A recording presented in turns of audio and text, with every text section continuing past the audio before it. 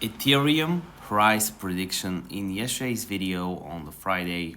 It wasn't yesterday, Friday basically.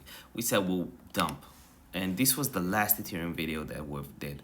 And after that, we had 4 or 5 consecutive candles of dumps, and that's very interesting because right now VWAP is just curving up. So I'm looking for potential entries to the upside, and obviously this video is no financial advice, but what I'm saying is and what I'm trying to do from here is 3 days of green candles. So I'm bullish, biased, and all of the levels I'll be looking for in the signal charts would be bullish.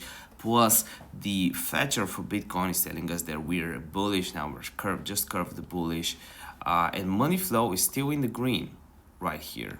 And maybe on the next pump up and dump we can have a confirmed downtrend. But after this, like 10-11% dump we had yesterday in pretty much few hours, or basically it was a 30-minute candle. I remember seeing this while I was recording. It was scary. We're up 274 grand for meme coins. If you want to learn more about that, use the links in the description down below. Love you with all my heart.